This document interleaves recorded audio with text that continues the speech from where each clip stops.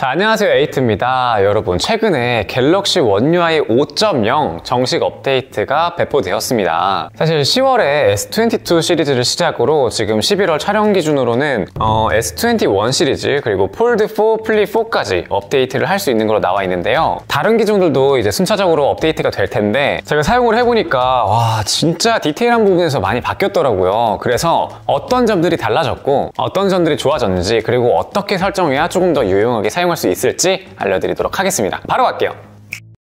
먼저 첫 번째로 살펴볼 거는 바로 모드 및 루틴이라는 게 생겼다는 거예요. 여기 들어가면은 뭐 직장에 있을 때라던가 아니면 뭐 수면, 뭐 휴식을 취할 때 이런 것처럼 내 활동에 따라서 어떤 모드를 실행할지 선택할 수 있습니다. 예를 들어서 휴식 중일 때에는 내가 어떤 장소에 있을 때 휴식 중으로 인식을 할 것인지, 아니면 어떤 특정 시간 동안 뭐 휴식을 취한다고 인식을 시킬 것인지 이렇게 설정을 할 수가 있고요. 그리고 이때 뭐 방해금지 모드를 설정을 할지, 뭐 방해금지를 하더라도 뭐 특별한 전화번호는 방해금지를 적용시키지 않을 건지, 뭐 이런 식으로 추가를 할 수도 있습니다. 이 전화에 대한 내용은 사실 방해금지 모드에도 똑같이 있어요. 그리고 앱 알림의 경우에도 특정한 앱은 알림을 허용할 것인지 이런 것들도 상세하게 적용을 할 수가 있습니다. 그리고 뒤쪽에 이어지는 설정들도 제가 따로 하나하나 설명드릴 필요 없이 가이드를 통해서 이렇게 설정을 마칠 수가 있어요. 그리고 안으로 들어오게 되면은 여기 설정 변경이라고 해서 방금 전에 설정한 것들을 뭐 조금 디테일하게 바꾼다던가 이런 것도 가능합니다. 그리고 스마트 띵즈, 이런 거는 당연히 스마트 띵즈에 등록되어 있던 그런 내 기기들을 켜거나 이렇게 조작을 할 수가 있게 되어 있는 거예요. 사실 이 기능은 기존에도 원래 있던 기능인데 아예 모드 및 루틴이라는 말로 묶어가지고 조금 더 사용하기 편리하게, 그리고 아까 전에 보여드렸다시피 하나하나 이런 가이드를 통해서 처음 사용하는 사람도 좀 사용하기 편리하게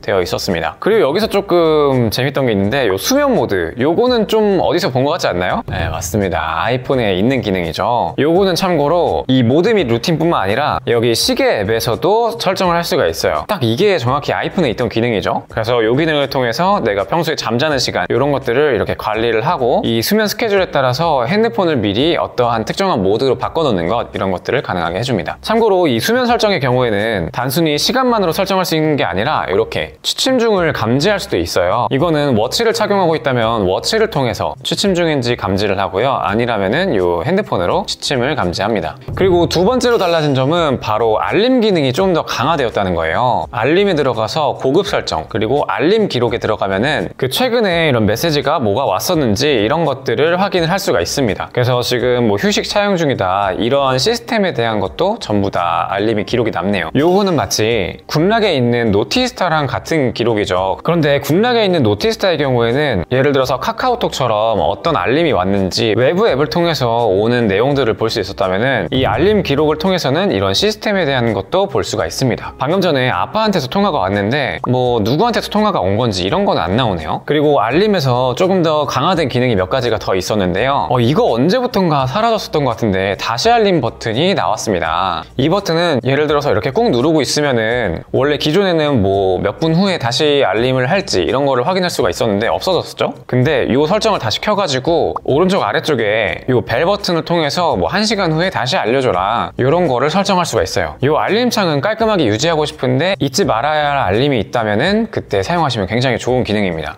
그리고 앱 알림 관련해서도 강화가 됐어요. 예를 들어서 어떤 특정한 앱의 알림을 잠금화면에서 안 볼지 아니면 볼지, 뭐 배지를 허용할지 말지 이런 거 하나하나를 디테일하게 설정할 수가 있습니다. 그런데 사실 요거는 아이폰에 있는 기능이랑 거의 똑같죠? 뭔가 요즘에는 서로 좋은 것들은 약간 베낀다기보다는 아니 그냥 베끼니까 그냥 어쨌든 소비자 입장에서는 좋은 것 같아요. 그리고 다음으로 변화된 점은 요 잠금화면, 이 잠금화면을 꾸미는 것도 굉장히 다양해졌어요. 설정에서 잠금화면 들어와서 여기 편집을 누르면 이런 시계 스타일도 전부 다 설정을 할 수가 있고, 이 알림의 경우에도 여기서 바로 조절을 할 수가 있습니다. 그리고 뭐 배경화면의 경우에도 바로 색깔을 이렇게 직관적으로 설정을 할 수 있다던가 이런 그라데이션 효과 같은 것도 쉽게 줄 수가 있네요. 사실 대부분의 경우는 기존에도 굿락을 통해서 가능했던 기능들인데 이제 인정을 받고 메인 설정으로 따로 나온 것 같습니다. 그리고 잠금화면 관련해서 또 추가된 기능은 바로 연락처별로 배경화면을 다르게 할 수 있다라는 거예요. 무슨 말이냐면 여기 연락처에 들어와서 편집에 들어와서 여기 더보기를 눌러주게 되면은 아래쪽에 통화 배경 이거를 설정을 할 수가 있습니다. 그래서 특정한 누군가에게 전화가 왔다라고 한다면은 그거를 통화 배경으로 설정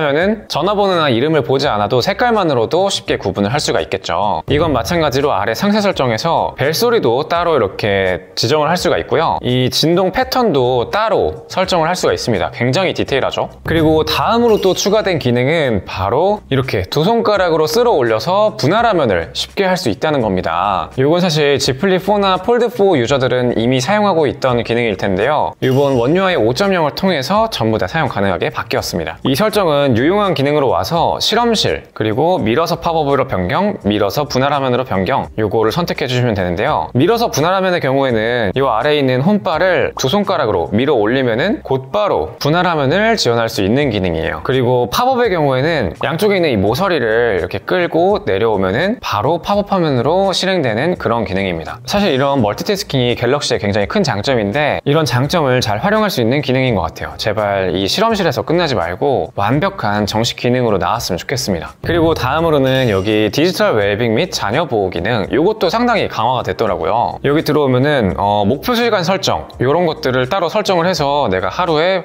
몇 시간 정도만 사용을 하겠다, 이런 식으로 설정을 할 수가 있고, 아래쪽에 내리면은 이 운전 모니터도 있어요. 저 운전 모니터라고 해가지고 뭐 운전 습관 이런 거를 알려주나 싶었는데 운전 중에 이 핸드폰 하지 말라고 이런 거를 기록해 놓는 거더라고요. 이거는 그렇게 유용한가 싶긴 한데 뭐 약간 안전을 도모하는 그런 기능이기도 하겠죠. 그리고 음량 모니터, 이것도 기존에 있었던 기능인데 아마 이거는 삼성 헬스인가 있었던 기능인 것 같은데 디지털 웰빙으로 전환이 된 것 같습니다. 그래서 이어폰을 통해서 제가 음악을 듣거나 그럴 때 적정 음량 초과 시간이 얼마나 되는지 이런 거를 알려주는데 저는 아직 0분이라고 나오네요. 그래서 이런 거를 통해서 청력을 좀 보호할 수 있다, 좀 인지를 할 수 있다, 이런 점은 굉장히 좋은 것 같습니다. 그리고 다음으로는 디바이스 케어도 많이 메뉴가 바뀌었더라고요. 특히 이 램에서 램 플러스라는 기능이 있었는데 요거는 이 내장 스토리지 자체를 램처럼 사용하는 그런 기능이거든요. 그런데 기존에는 이 램 플러스를 끄는 것 자체가 안 됐는데 이제는 아예 필요 없다면 끄는 걸로 사용을 할 수도 있습니다. 사실 저 뭐 4기가 정도는 충분히 여유로운 상태라서 저는 항상 켜고 사용을 합니다. 여러분들도 굳이 저장 공간이 부족한 거 아니라면은 그냥 어느 정도는 켜고서 사용하시는 걸 추천드릴게요. 다만 저장 공간이 부족하신 분들은 요거라도 꺼서 확보를 할 수가 있다, 이렇게 이해하시면 좋을 것 같습니다. 이 디바이스 케어에서는 상당히 많은 부분이 바뀌었는데 여기 아래에 있는 자동 최적화, 요거는 원래 우측 상단에 숨어있던 기능이었죠. 그런데 요것도 아예 바깥으로 빠져나왔어요. 그래서 가끔가다 한 번씩 재부팅을 하는 게 좋은데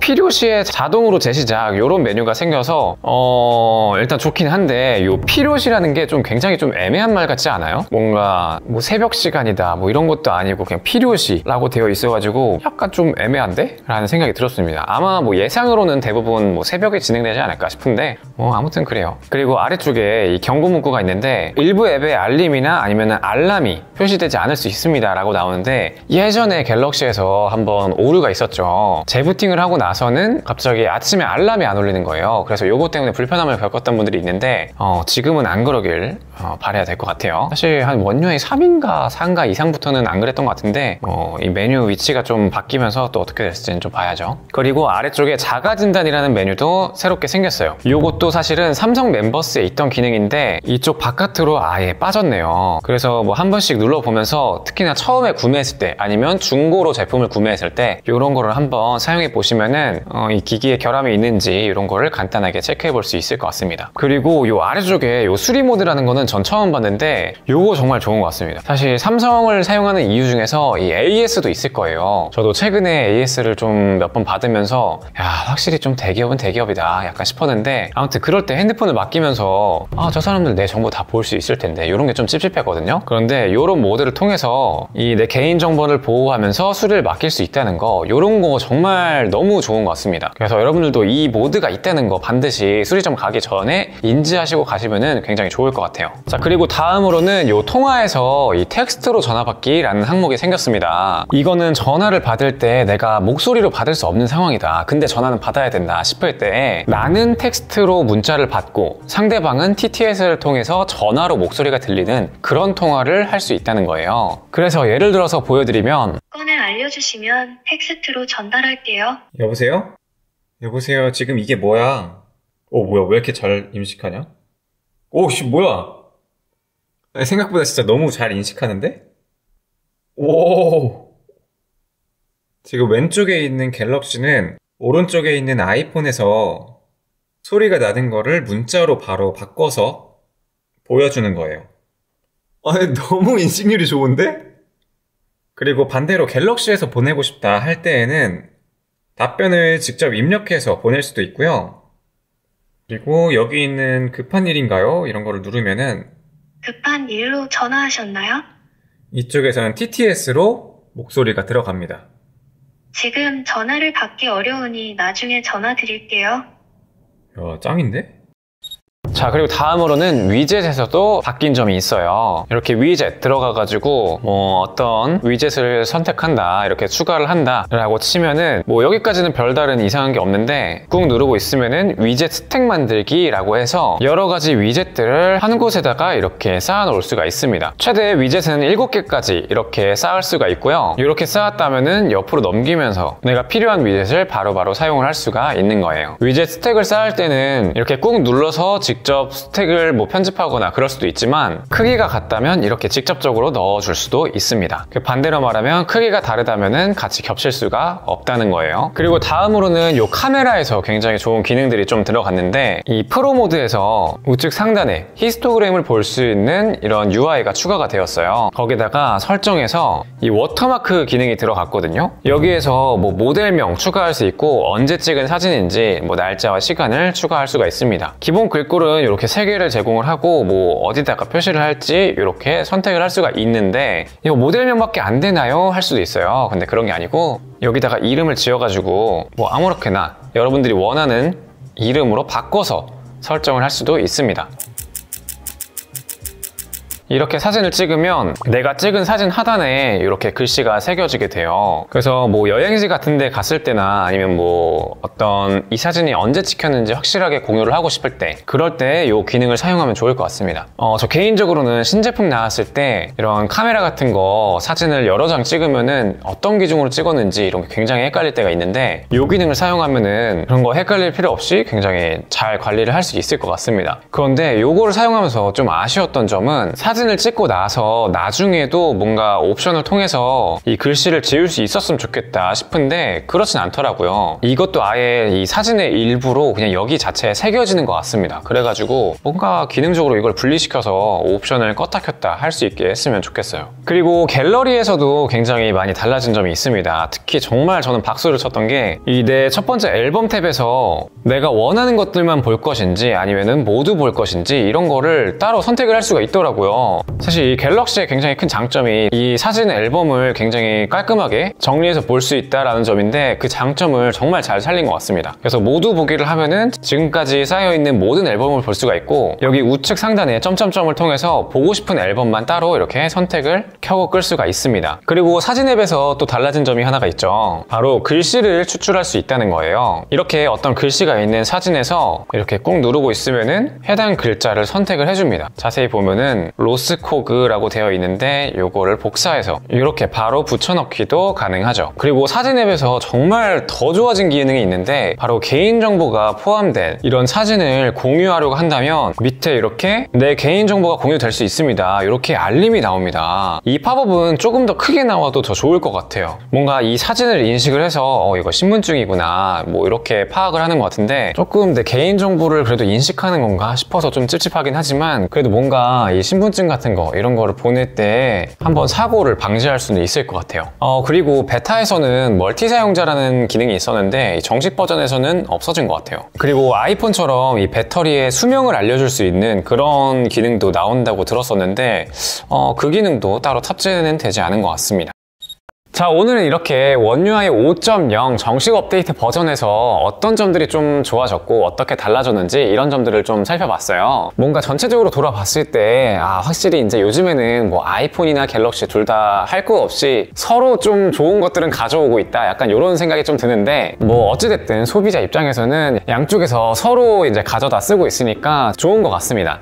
몇 가지 좀 보완되었으면 좋겠다 싶은 기능들도 있지만 전반적으로 기존에 국락에서 반응이 좋았던 기능들을 이제 아예 정식 버전으로 탑재돼서 나온다, 약간 이런 느낌도 있는 것 같아요. 예전에는 원유I 3대였나 4대였나는 약간 그렇게 큰 변화가 없었던 것 같다라는 생각이 들었었는데, 약간 요번에는 사용자 중심적으로 메뉴가 많이 바뀌었다라는 생각이 드는 업데이트였던 것 같습니다. 이번 영상에서는 원유I 5.0에 대해서 다뤘는데, 다음 영상에서는 이제 갤럭시의 꽃이라고 할 수 있죠, 군락 설정에 대해서 소개를 해드릴게요. 이것도 정말 많은 부분이 바뀌었더라고요. 아무튼 이번 영상은 여기까지고요. 제 영상이 도움이 되셨거나 에이트를 더 보고 싶다 하신 분들은 좋아요와 구독 부탁드립니다. 감사합니다.